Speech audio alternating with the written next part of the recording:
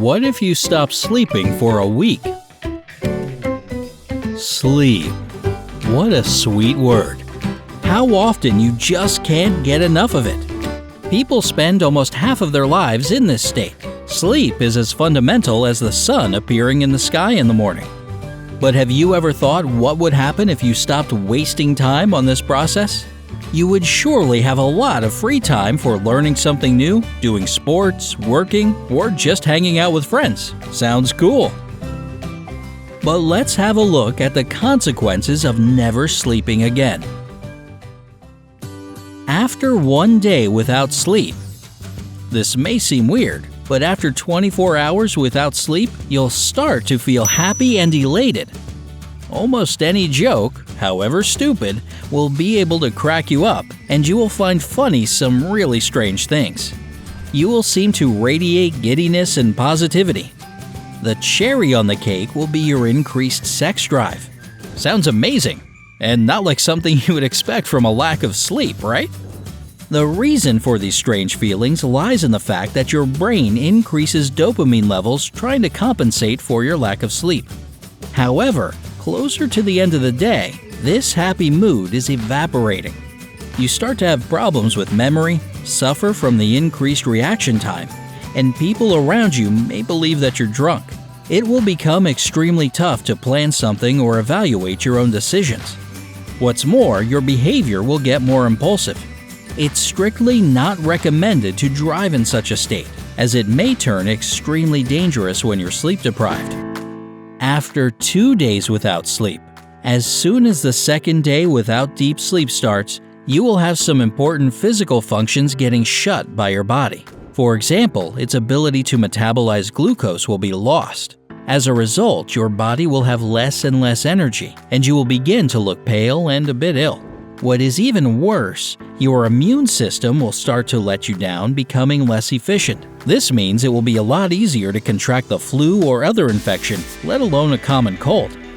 Also, weakening of the immune system may result in some kind of a rash. And that's not all. Your judgment will also get impaired. The feeling of nausea will follow you wherever you go. Another unpleasant surprise for you may become stumbling and slurred speech. By this moment, everybody around you will be 100% sure that you regularly drink yourself almost to death. After 3 days without sleep, all the fun will start on the third day. You will start to hallucinate, although this may begin a little earlier. Your hallucinations may be either auditory or visual, and include all kinds of weird things as your dreams will infiltrate your waking hours. Your body will be desperately trying to rationalize the feelings it's experiencing. For the most part, this is the result of the lack of REM sleep. REM sleep phase is the period starting which you're asleep, but your brain is still active. That's exactly when you start to dream. Scientists are still arguing why people need REM sleep, but it's known for sure that even if you had a regular sleep pattern with only REM phase missing, you would still die. In addition, the effects of the absence of sleep will be getting worse and worse, and after a short time, the body will begin to shut down. This means that after 3 sleepless days, you'll be unable to function or communicate normally. Well, the question arises, how long is it possible to survive without sleep? The maximum recorded time was approximately 264 hours. That's about 11 days. After that, the body shuts down completely, which leads to death. However, if you manage to fall asleep on the 11th day, shockingly, there won't be any long-term health effects. This means that after a good and quality sleep lasting about 12 hours, you will be perfectly fine. This doesn't refer to people who suffer from fatal familial insomnia. Such patients can survive for a maximum of about 1.5 years, provided their condition was worsening gradually and they still manage to sleep from time to time for the first several months of the disease. As the illness worsens, such symptoms as dementia appear. This disease is genetic and inherited and occurs due to a misshapen protein in the brain. There are only 27 families in the world, with 5 of them in the US that can carry the gene. So, the disease is extremely rare, but making an appearance once, it takes away people's lives. Anyway, chances are so extremely low that the insomnia you may suffer from is the result of this fatal disease that we may not even take this into consideration. This means that if you have problems with sleep, you can successfully win the battle for quality rest. Here's several recommendations how to fall asleep more easily. First of all, figure out your favorite sleeping position. If you're a stomach sleeper, try putting a pillow not under your head but under your hips. This will help you to avoid pains and aches in the morning. If your preferred position is on your side, position a pillow between your legs so that your hips are supported.